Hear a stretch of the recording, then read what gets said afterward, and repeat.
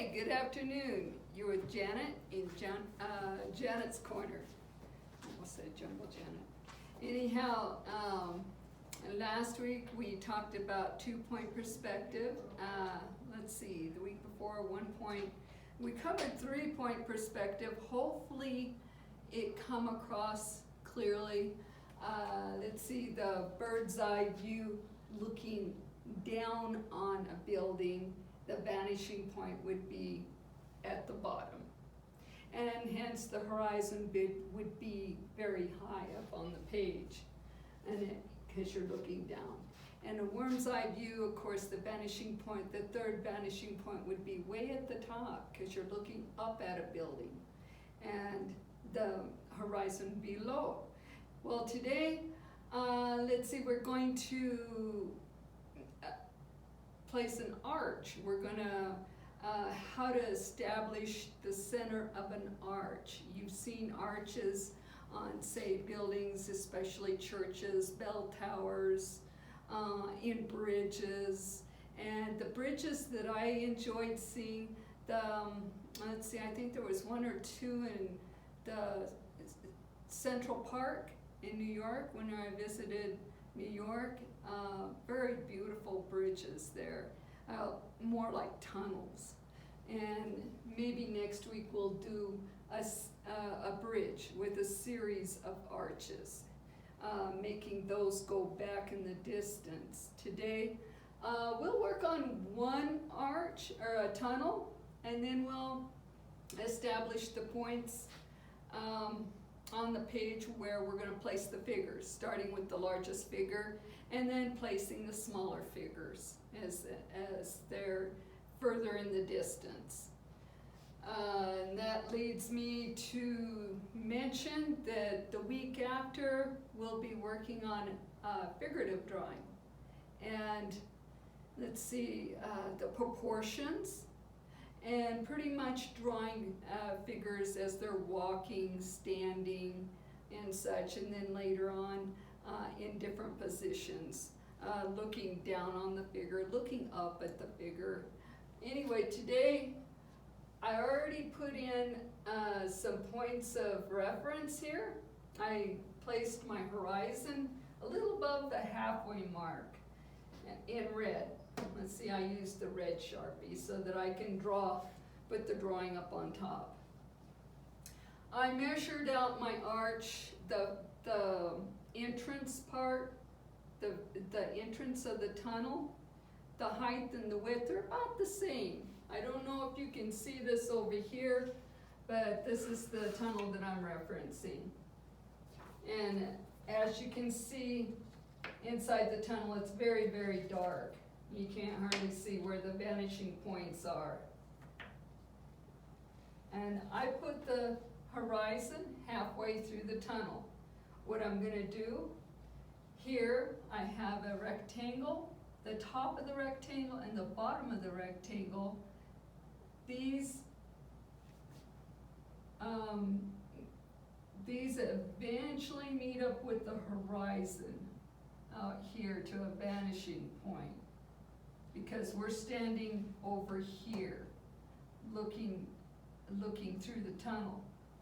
So this line, the top and the bottom, they're gonna run off the page to a vanishing point way over here. We have the top and the bottom, and to find the center, we're gonna draw an X from the upper left to the lower right, and then from the upper right to the lower left. There's your center of your tunnel. Then I'm going to make a vertical line running straight through the center. That's going to be the center of the arch. This is where the keystone is going to sit. And the keystone being the stone right in the center of the bridge. The tunnel. And from here, I'm going to switch to a purple one so that you can see it better. This is the keystone up here at the top. Okay, and we know that this is the center, so now we can shave off the corners for our arch. I'm gonna come down here, and then come around here. So then I have a nice rounded arch. Now of course I can trim those off. There we go. And then for the exit of the tunnel, we're gonna find it's this point, I'm gonna get rid of it. That's just to show where the center of the front of the arch is. We're gonna run these lines all the way down. And then for the exit, the curved part above the horizon. Oh, wait a minute, we have the center part. Okay, the vanishing point for the inside of the tunnel. I'm gonna lay my pencil down. Let's see, let's get a straight edge. We're gonna try and find the vanishing point within the tunnel. My horizon being right here, I'm gonna lay the straight edge against the bottom edge of the tunnel. And it looks like it's at a 45-degree angle. And then this one should be a little bit sharper. And that the angle sets like that. So the vanishing point, this side sits about, I would say a 45-degree angle, 35. And this is a larger, right there. And then this is the center that sits on the horizon. So everything is going to come off of that point. I'm going to draw lines down from it. Lines. Everything's going to radiate off that point. Okay, get rid of this since we don't need this anymore. And then with the vanishing point, it's within the exit part of the tunnel. I'm gonna put half of the tunnel above, the arch part above the horizon, and then bring the line straight down so that they meet our vanishing points, and then straight across so that we have half the exit of the tunnel a little bit better than half above the horizon. But all these lines that radiate out, I'm gonna clean that up. Okay, so then inside the tunnel, all the lines of the inside the tunnel are going to lead to the vanishing point. All the blocks.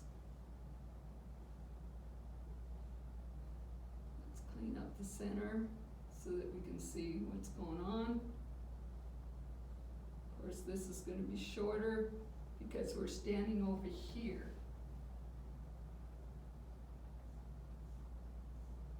Oops.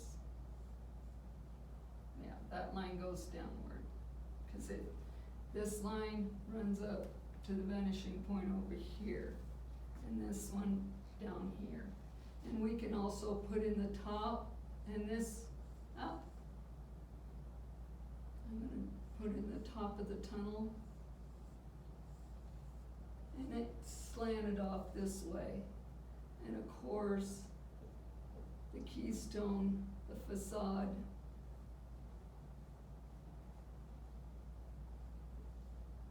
of the tunnel.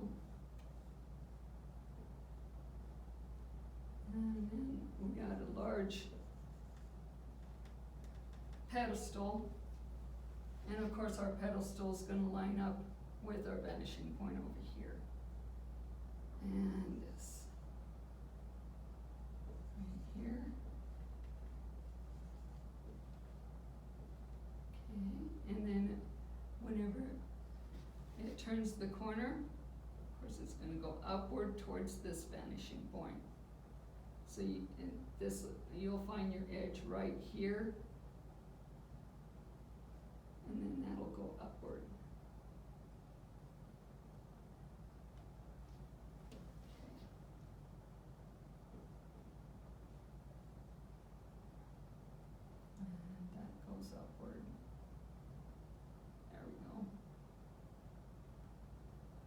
And all these come inside. And of course you have the block work.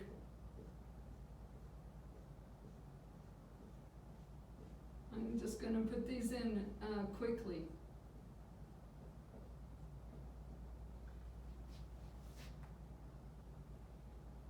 I think this, we're going to have it coming straight out this way. There we go. Because we have some foliage down here.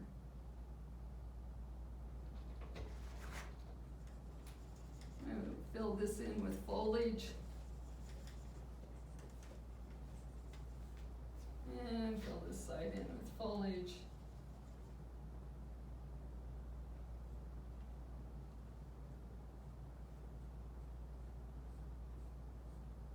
Oh, the other way.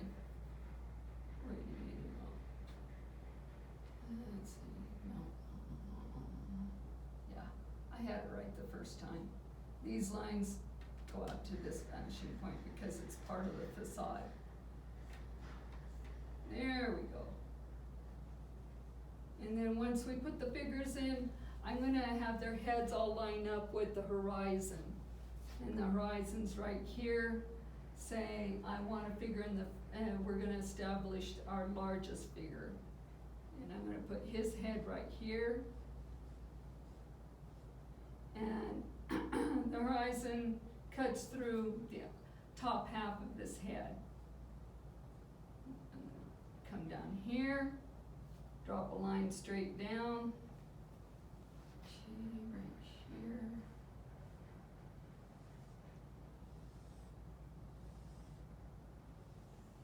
Well, I'm getting a lot of lines here. Okay.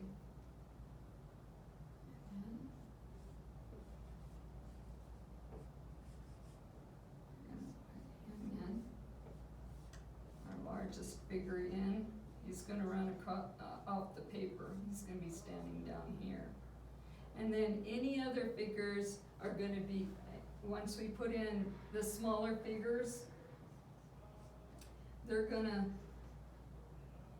their heads are still going to be lined up with his, but they're going to be a lot smaller. Say we got another person over here. And they're only going to be, come to about this point.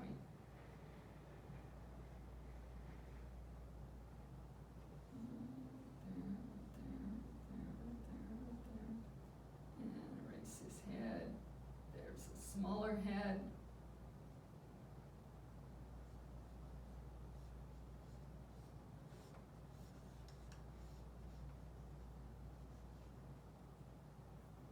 Okay.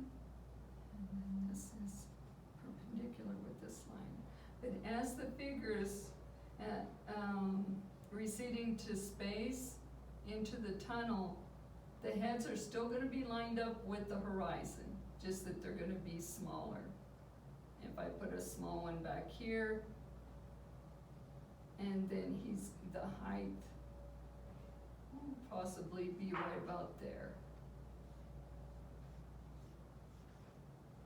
And the good example of what I'm showing you here is over here, where you have the figure, the heads all lined up, but yet this figure is closer because his foot is closer to the bottom of the page. And as they fall back in space, and then their footing is higher, they're smaller, but their heads are still lined up on the horizon. And at times the horizon will cut through the bottom of the legs. If you have a low horizon, and then the horizon will cut through the lower half of the legs. Anyway, let's see, it's that time already. Anyway, we'll continue this into week 10, and I'll see you here, Janet's Corner. Thank you, Maria. And next, like I said, next week, we'll continue this and work on the proportions of the figure. Thank you. Bye-bye.